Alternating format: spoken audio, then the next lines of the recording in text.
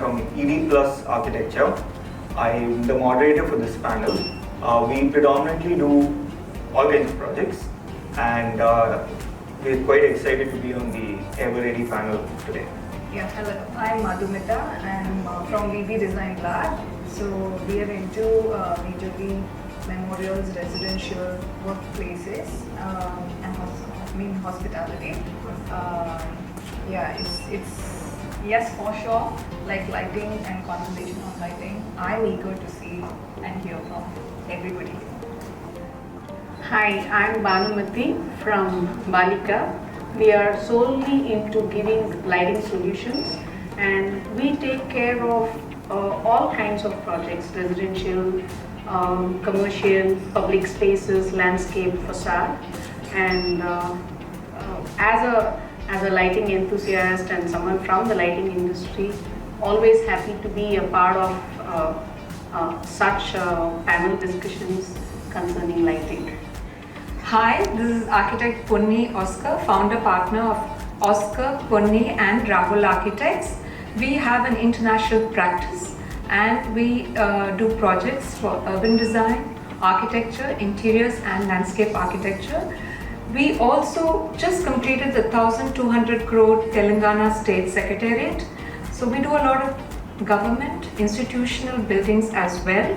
Lighting is the backbone of how human beings perceive their environment and indeed building spaces. So I'm very happy to be here today to discuss the latest developments in lighting. Hi, this is Prashant here from CRR Architects. We are predominantly an architecture office where we do a lot of architecture, urban design, urban planning, interiors, and we have projects across the state. Hi, I'm Nimesh from Eveready Design Studios based on Alvapet. We primarily work on Airbnbs and residential interiors. Working on Airbnbs, we realize how much mood and lighting are correlated, and that's why I'm very excited to hear from all these people about lighting, and I'm glad to be here. I'm Mohit Sharma. I'm a business head for lighting and accessories for Eveready. Since born, I'm in lighting. Started my career with Philips, worked more than 15 years, then started a company called Havens, and then worked for a long time for Jaguar as CEO for lighting appliances. Now here for 2.5 years. For me, life is nothing other than lighting. Alright, perfect. So I think lighting is a very important factor, and obviously in architectural design, interior design and design as such, because the way we perceive things, it all depends on the kind of lighting that's falling on that. And as designers, maybe sometimes, and even as clients, sometimes think of architecture as kind of the last element when it comes, to the design process. But I think that is where now the importance of lighting is really changing in practices as well as from a client perspective as well. So coming to our panel topic, which is residential. Before, I think for all of us, the first thing we do as soon as we get up in the morning is open the blinds, try to get the natural light in. And somehow over the years, we've seen that in homes, the size of windows is getting bigger. Before it was 7 feet lintel and probably 3 feet sill. Now lintels are going 8 feet, 9 feet. I think very soon we'll need ladders to kind of operate our windows because the lintel height is going up, and the basic client requirement is I want a lot of natural light in. But the same home, in the evening they want a very warm, cozy, dim lit and different kind of mood lighting setup. So for all the designers here, how do you see the shift that has happened in the design of residences with respect to lighting, and how have you kind of managed to bring in the natural light aspect and how the space completely transformed, when you want? See, light has changed its wings in last 10 years, 15 years. People, I'm sure you are all are very, very young. People who are of my age, I remember long time back when you start a house, there's no funding for lighting up. You hardly get something for tube lights and some source who can give light, that's it. Today, lighting is moved, lighting is aesthetic, lighting is design, lighting is human-centric also. That's I'm not talking about, that is in two nascent stage. But before, the way we design a house, the way we design furniture, a lighting design also coming in a very, very fast way. And not to metros, mini metro, being I'm working in Eveready, which is very strong in small town. In small town also people are going to architects and contractors. Maybe these contractors are the architects. So means the concept of designing a house, a concept of designing lighting is going very, very pro. Like when we're making a bedroom shade should be light so that it give you a bigger look. That is a very common in small places also. And light, you're right, a warm white light is going very fast now in a small areas also, which was in India, I'm saying for 80 or 9 years back, 80% was a 6000 Kelvin plus lighting. Now this 80% has come down to 60% or 55%. So the personalized is not no match compared to global part, but yes, the taste and what they need for houses is changing. So and accordingly they choose luminaire, accordingly they go how I'm saying if I talk about metro, how much natural light can come, like where you're saying the windows are gonna big or means if you talk about long time back, we used to call what called Roshandan, I don't know what you call it, so that sunlight can come from top. That is finished now nowadays. So alternate also, I'm sure somebody must be looking out for natural light. I'm talking about only artificial lighting. But yes, a taste for lighting is changing. People are giving emphasis, brand and right light. Based on my experience, I've seen that lighting indeed has gone through a huge sea change. What was a very neglected element has now become very important, especially post-COVID. We have realized that lighting is very, very critical. Not just how you perceive spaces, but how it actually falls on you and affects your health.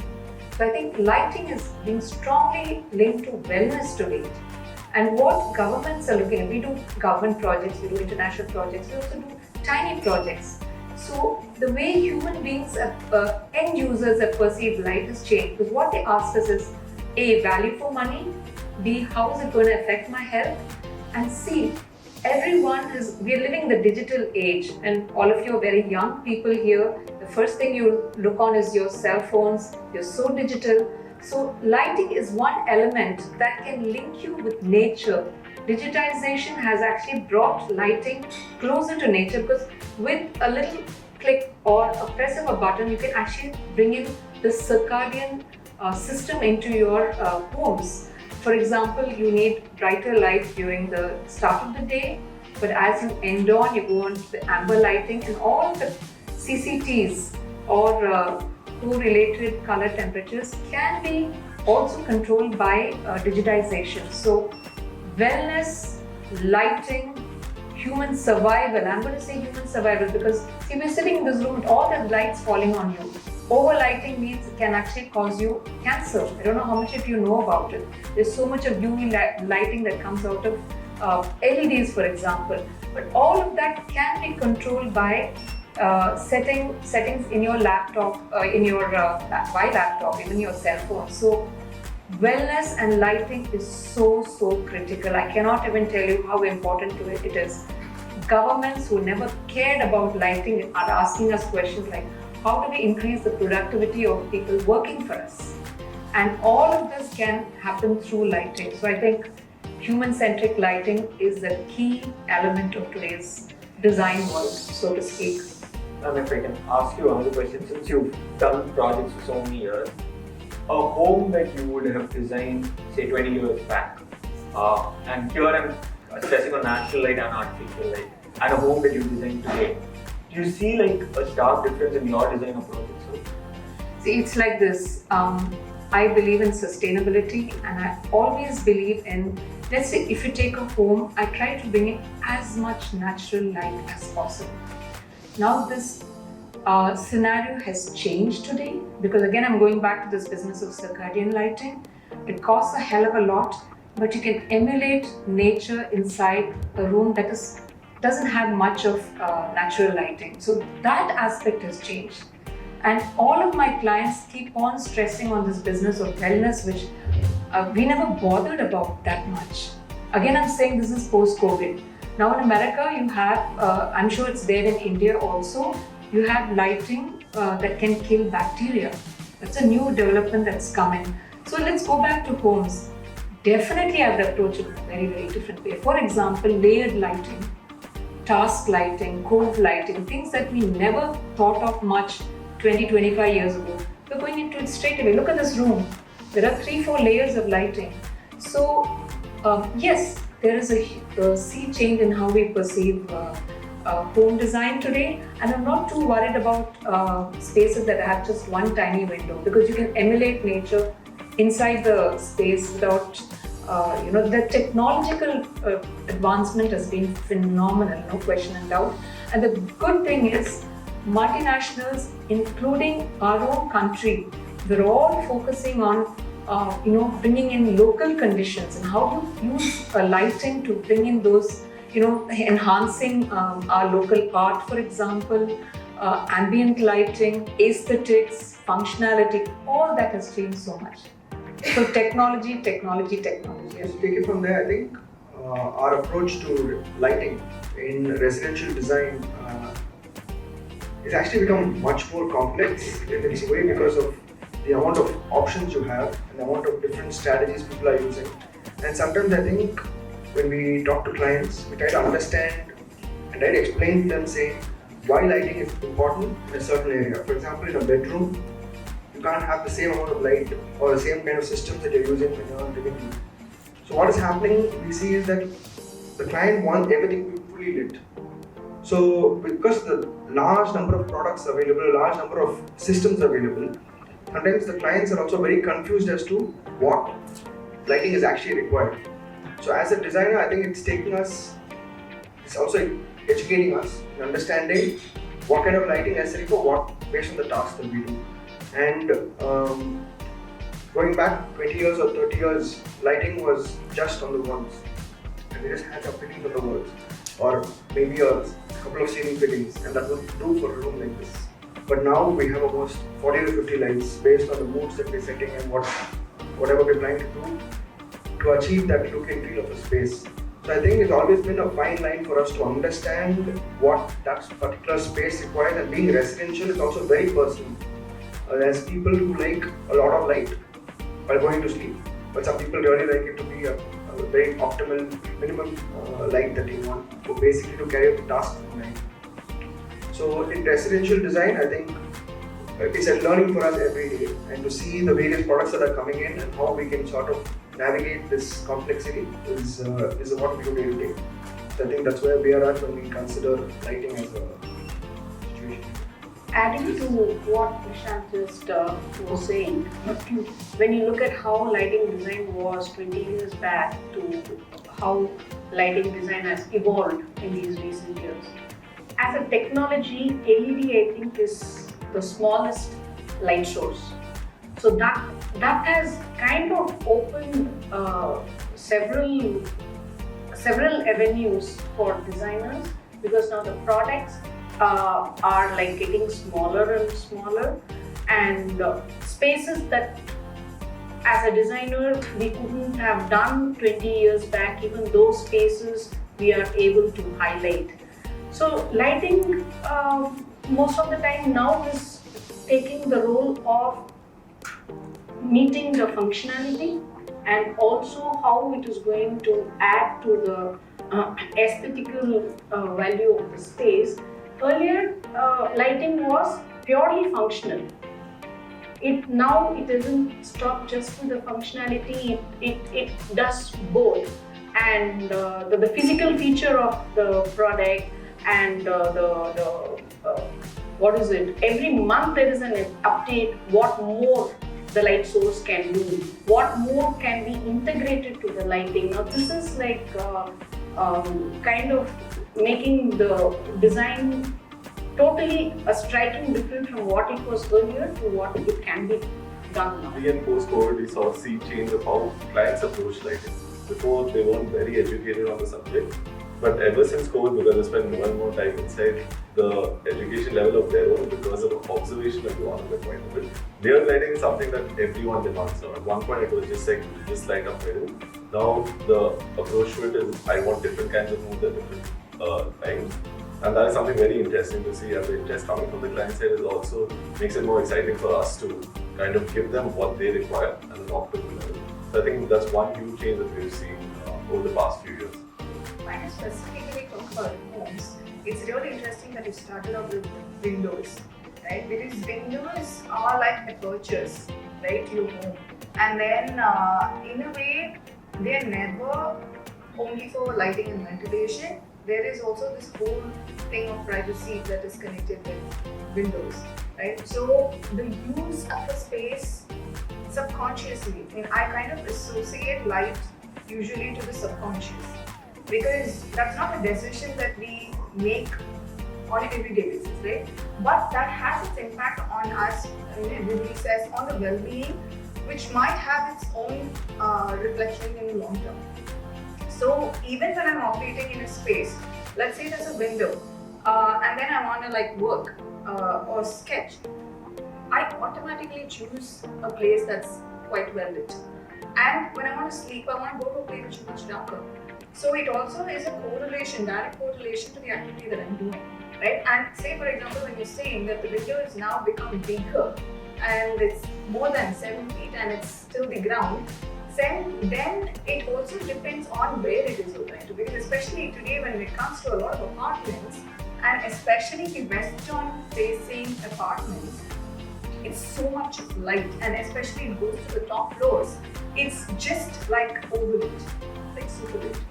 So then it also, how we at least see as light is always something that we see in relation to feel, because we don't feel light directly, but we fall on any interior texture and how we perceive it.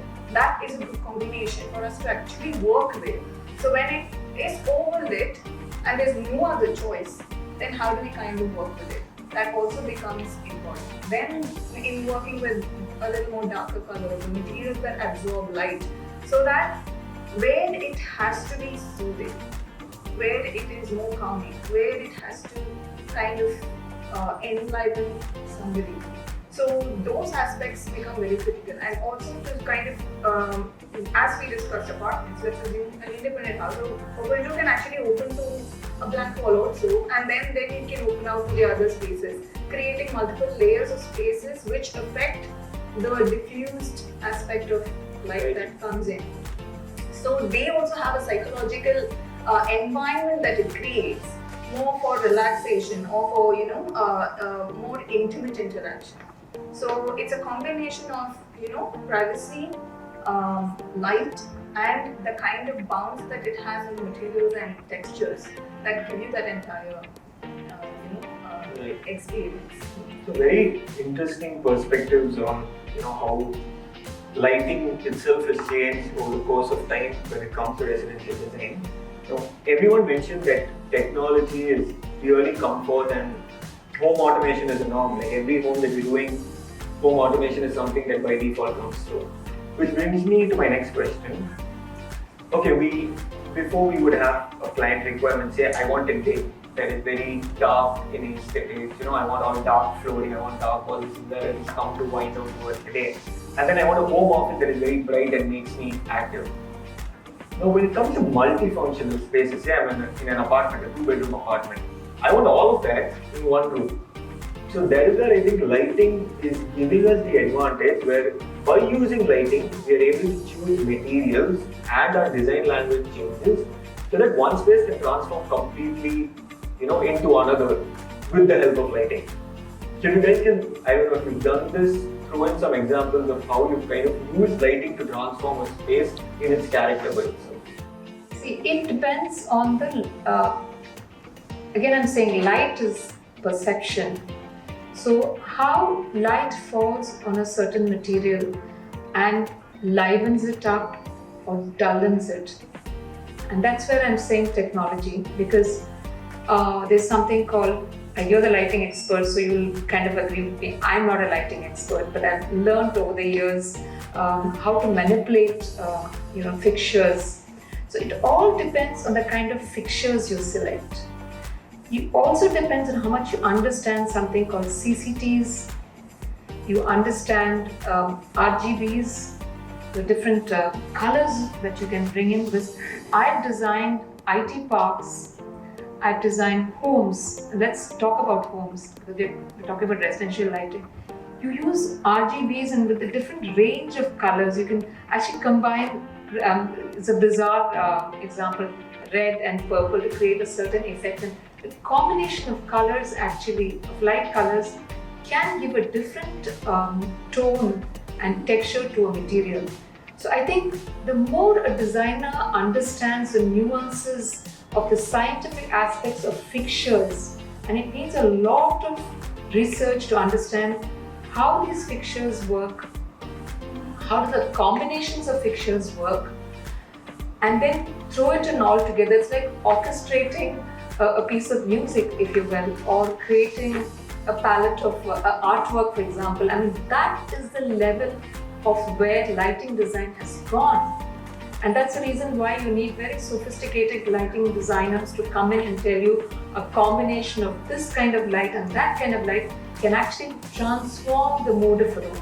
Look at this room, dark by itself, but using all these kind of different colors and lighting, it actually pops up all the kind of textures you have, the different color combinations that you can bring in. So I think it all depends on the selection of light fixtures, understanding how these light fixtures work, and also there's one issue that maybe it's because of my experience, there's something called pricing and budget and economy. I'll not kill the younger designers by talking about it, but there again, that's also very important to take the economy into mind. But again, I'm saying it all goes into how you understand lighting fixtures.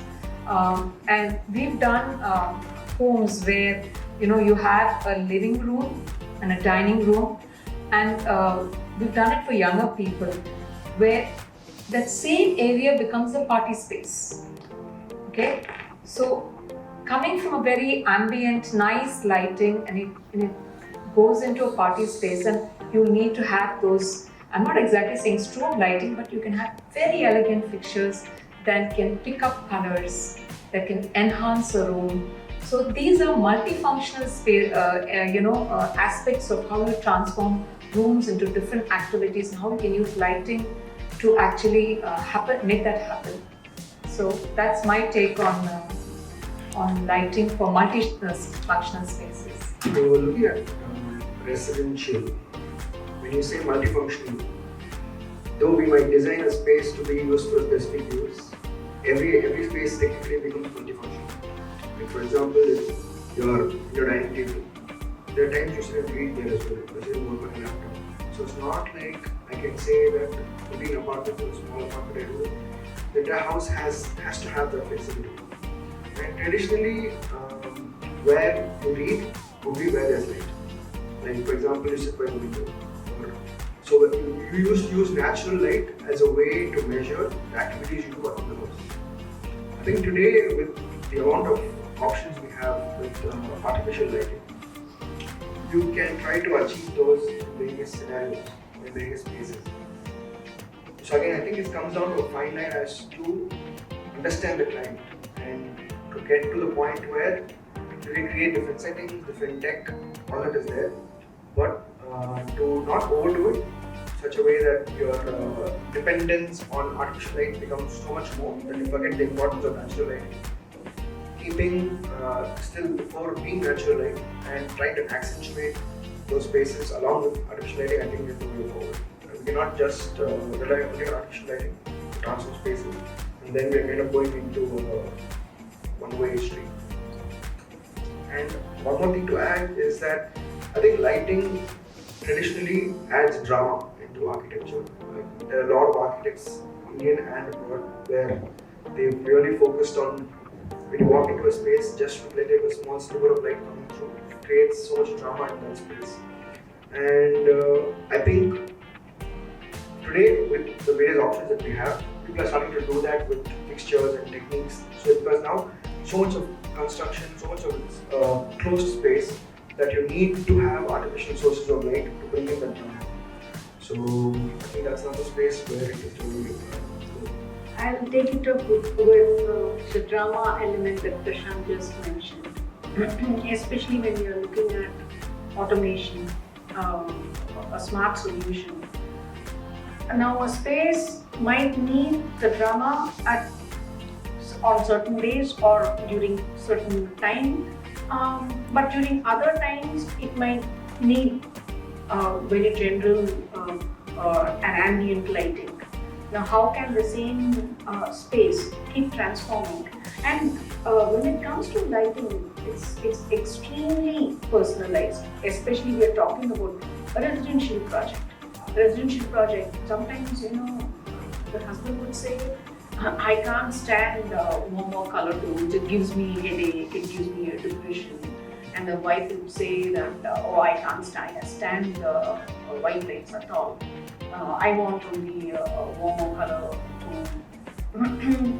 So, in order to make the same space go through different functionality, let it be task lighting, or let it be mood lighting, or a party space, or let it be the drama that the space has to go through on certain days.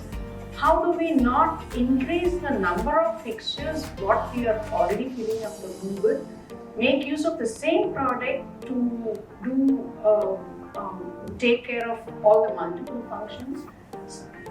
Automation is that comes into play. That's exactly where you can use the technology that it offers, where you can tune the color temperature, or you can add colors like Purnima was just mentioning.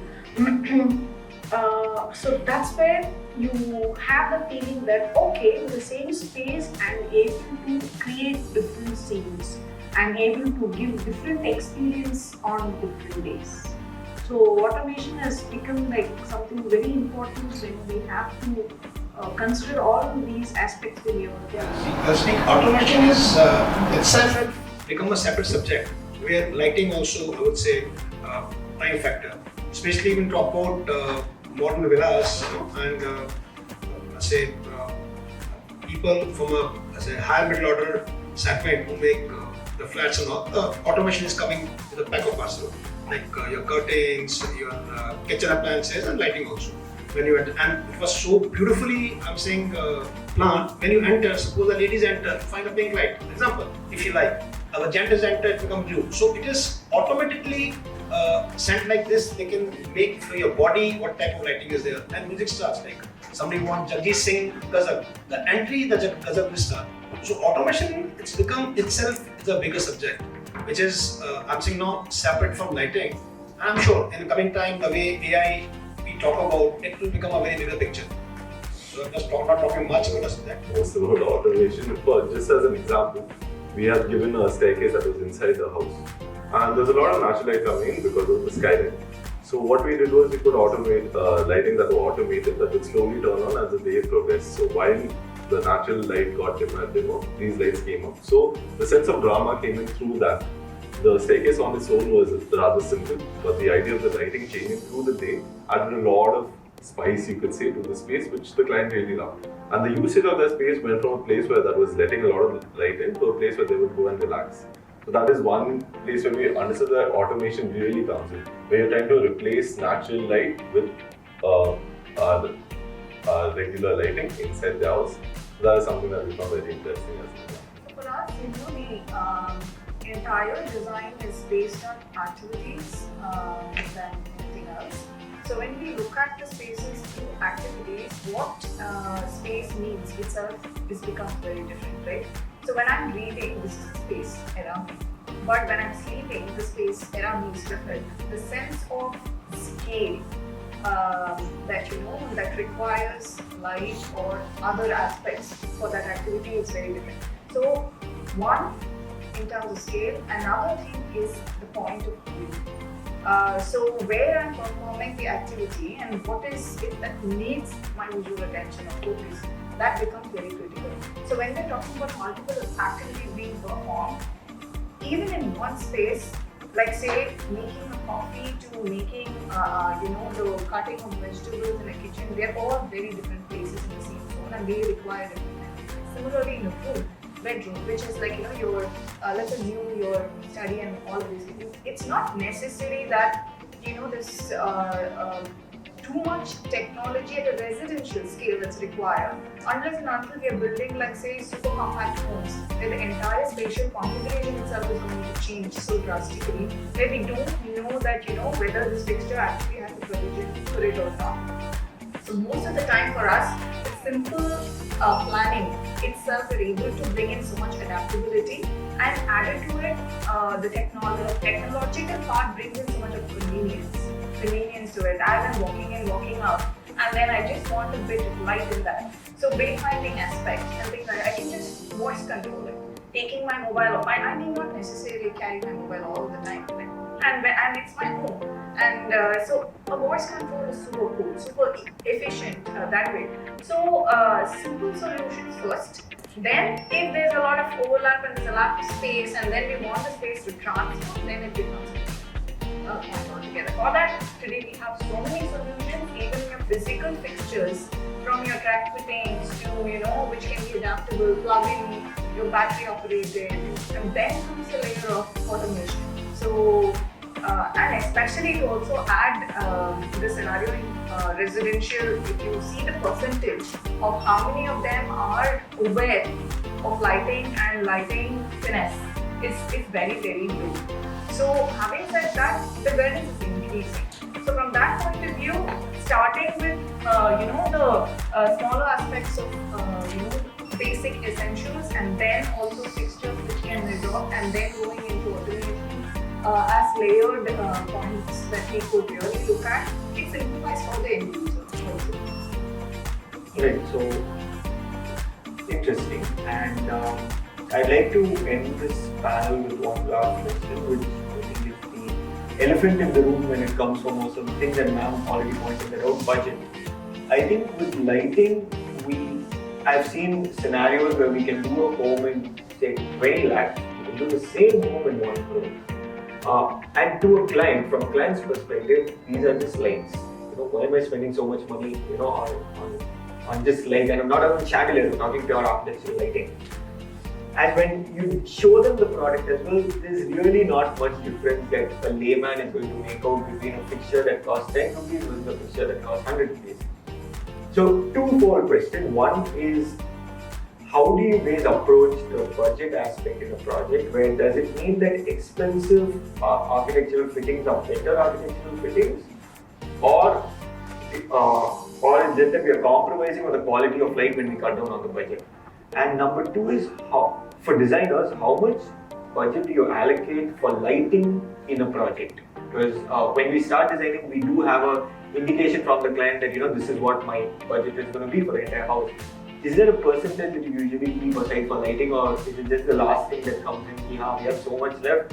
Bhanumati, please finish lighting in this first. So that's what I do. Every time I call her, I'm like, I have only so much, please finish.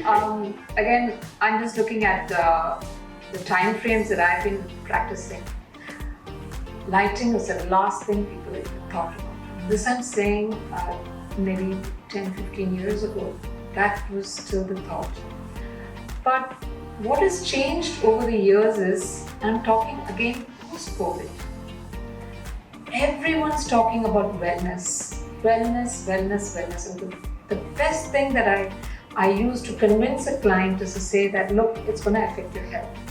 Right from paint finishes, lighting. You have better lighting, you're going to live longer. It's a nasty thing to say, but that is what it is. The budget that we used to give earlier on, maybe 5% was a lot. Today it's gone. I always say keep more than that. Keep at least 10%, 15% on lighting, maybe even 20%, because that is what is going to enhance your spaces. That is what is going to enhance your health. That is what is going to enhance or projecting what you are. So, if you again ask me about this question of budget, it varies, and it all depends on the kind of client you have. Today we are building a very huge home, probably more than 50,000 square feet for an industrialist.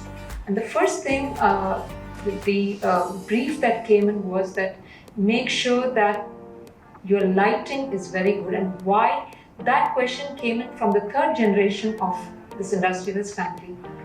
Everyone's concerned about health. So when you talk about health, the willingness to spend will come automatically more.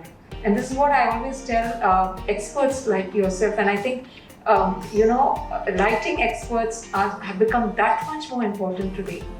because then you need people like you to come and tell the clients and us as to how important the lighting can be done. Not frighten them too much about the budget, but say that, look, it impacts your health. Look, it's part of your persona, so to speak. So that is a selling point that I do for my clients. For example, let's forget homes for 1 second, because we do a lot of public buildings.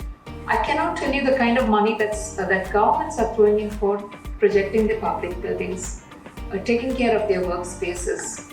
Hospitality is all about lighting these days. So I think homes is where people are investing more money in lighting, because like I said, it's a persona element, a health element, also just to emulate nature. The more you emulate nature, the more healthier you're going to get. So that's my take on how clients perceive lighting these days. So if I want to just go in this, so there's a difference between someone who's building multiple residences to someone who's investing their the first and maybe their last home also, which means budget is something which is like really tight for that most of the time. And unfortunately, lighting interiors, they all fall under the finishing segment, right? And if anything overshoots in the initial part, it is definitely going to affect the latter part. So in that scenario, usually the allotted budget is there, but yeah, it is also a play. Like, sometimes it's one that affects the budget that's already allotted also, where it eats up a bit, and then we have to kind of relook at it. On the other hand, the idea of allotting a certain budget, if we can like kind of be conscious and then say, okay, this much we should allot, and there's a buffer to it, then the thing is, most of the time when it comes to residential, there's a lot for even the client to observe, because there are so many decision points, and when it goes to specifications and micro specifications, they get overwhelmed. Especially for people like, if they're already used to lighting, that's a different scenario, but especially if you're shifting them from normal lighting into a better lighting atmosphere, then it's very overwhelming in terms of the specification. So even, let's say, when we say angle, color, and so many others, though it has value in various ways. So that way, if you ask me in terms of budget, I'm sure she will like kind of be able to say like, how, that has an impact when we are working on, Western brands and Indian brands. There's no comparison, right? The quality, unless we see it, we will not be able to really understand what are we really talking about. Because unless and until when it comes to lighting, we physically experience it, we will still not be convinced about something. So it's that journey. I think they should also be willing to go through that journey, and they should have the pocket to go that extra mile. Right. It's both that has to be done. See, I'm saying industry per se, because what you're saying is very correct. Still, I'm saying entire India still work with this mid-order mentality. You talk about brand like Floss or Egozoni, you never thought a price cut or something happened. In lighting last 2 years, in the name of price cutting, in name of value engineering, the products are almost finished. Downlighted panels, if you say heat dissipation is almost out. Now there's no driver, they're using driver on board. It's a new technology, I'm sure. It's gonna last for a long time. But it is majorly because of price cutting and budget to be down. So I would say it is first individually, and especially in India and China, that is coming down. Like I'll tell you that 20,000 crore lighting industry was 3 years back. हम आज भी वहीं पे हैं. Reason being, number of points are increasing, but value is not increasing, which is not good for industry, and we are not getting a right solution. Example, any of the foreign brand you talk about, no one is talking about price cut or something. They say, what addition you want? What you want for human safety? What you want from this XYZ? We can add, like you want to purchase Mercedes, you will not say I want 5 lakh less. What additional feature is required? So lighting still very far off, where we have to reach in India and where we right now we stand. Yeah, sure. Like say, even when we were working on two projects, and then we were just having an open conversation and about the brands and products Indian market, and especially when there is a huge gap between what we generally like get on any normal store in relation to certain branded quality, where the assurance of quality is kind of set. There's a huge gap in the price range.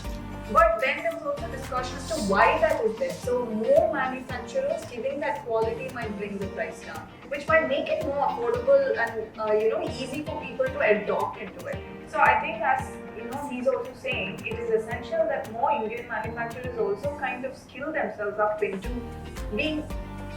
producing something a little more qualitative and which has assurance not only for warranty, but also like the wellness aspect in terms of color, temperature, and everything that you try. Adding to Madhu, see, there are two aspects that I would like to discuss to the topic that we are discussing right now. One is there definitely is like a huge difference between one brand to another when it comes to pricing. Now, how do you evaluate that? How do we know which one is good and which one is better, and why are we paying that extra X amount for? Are we really getting anything extra? Now, unfortunately, LED being the youngest technology in lighting, and also it is not totally standardized like the earlier generation of lighting was. Like when it comes to the earlier tube light or the CFL or even our good old incandescent lamp and the halogen lamp, they were all like standardized. What you would get in a brand A and brand B, brand C, all of them would be the same package, same color temperature. We're talking about the same CCT, same R9 values. We're all talking about R9 values and CRI index to identify a good product from another. Now, in all the other earlier lamps, they were all like standardized, whereas in LED, it is still not standardized unless you understand the product, you understand the technology, and you know how to differentiate from the other. But as a layman, you walk into a store, everything looks the same. Like he was just referring to floss and iguzini.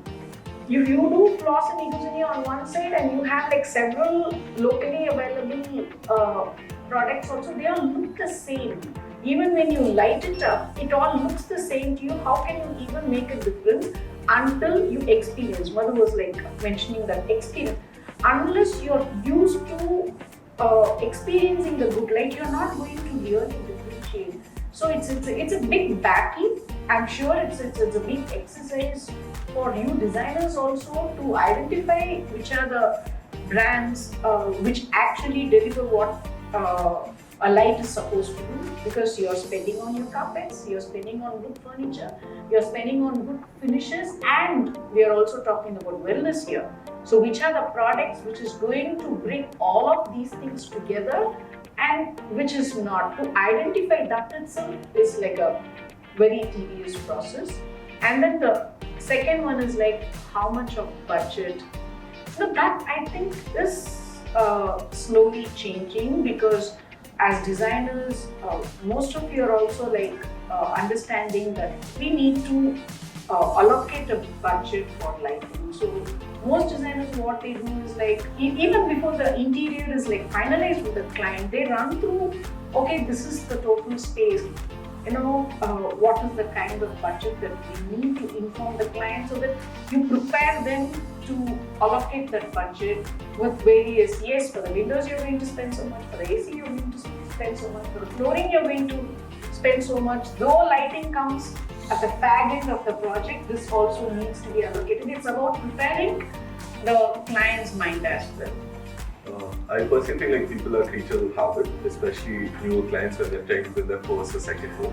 They're always used to what they already had, and it's a little hard to convince them of going to automation, because like you rightly said, it's very, very overwhelming. They come into a space and there's so 100 things to understand. So I think now that the control is being given to them, in the sense now they can use it on their phone or use it through Alexa, I think it's becoming easier to convince them, and thereby pushing the budget a bit further. So that is one thing that I've seen in automation, that once you're giving it an easier access, because the technical aspects of it, even we don't know personally as an architect, I don't know as much. We leave that up to the experts. But since the control is easier to give to the clients now, I think the budget is being pushed. Before it was like I want not more than 5%, now it's gone up to 10, 15. As long as they understand the advantages and they see the amount, they can change their entire space on their own without putting in an effort of understanding what's going on. I think that is one of the key aspects of how automation is now being, given a separate budget rather than it just being a part of lighting and just being one aspect of your amount, as you said, not right at the end. It's coming in more of as the beginning of what we want to achieve in your work. Also, in continuation to what you said, as I was also talking about lighting being this, choice of the subconscious, it's also conditioning. When people are making choices from, one kind of a thing that they're so used to something else, like say, even in terms of the color temperature, usually white is a norm, right? And then when we say that this is a lot better, especially in the for the evening when you're trying to wind down and all of that. Now we have kind of made this as a practice where we tell them, we will put a picture in your house. You have to be there for 21 days. And after 21 days, you tell us you want to go back to white light or not. Okay, so then, the experience, they take time. And then, slowly then, after getting used to something, then they don't want to go back. So it's also something that you're conditioned to. And sometimes for you to shift from that becomes. So the conditioning also when it comes to lighting is something that I think at least we are trying to see if we can address it. Otherwise the shift becomes a little Another point we need to look at is the longevity of the product itself. And sometimes you design something, after a couple of years it goes away. You can't change all the lights, you need a replacement. So we look at products that are there for a long time in the market and they've proven to be successful or proven to give the performance that it wants. That becomes a big factor for the client as well, because when you go and show something new and something more attractive, unless they can see the guarantee of it lasting, they don't go for it.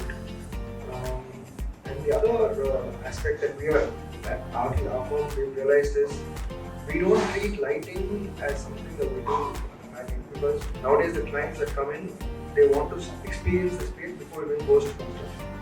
So lighting starts from that stage itself, and we have had clients who come in and say, irrespective of what the walls are, I want globe lighting.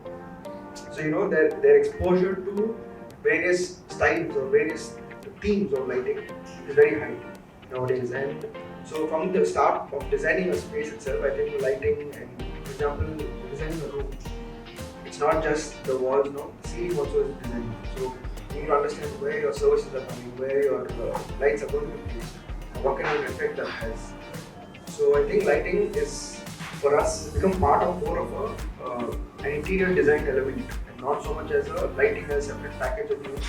So budgets are very blurry because sometimes the lighting itself can give you the drama that an artwork can give you. So that way, you cannot put a price to say it's just functional versus aesthetic. But yeah, on an average, like I said, 5-10% is somewhere we can look at. But again, it does a lot more than what we done before. Great. So I think we've touched base on a lot of interesting aspects of lighting, and it's a subject that's very, very deep. And I think the more time we have, the more we can keep talking on that. But anyway, great. I mean, really lovely perspectives from all of you guys, and thank you everyone for being here, and thank you everybody for having us as a part of the panel.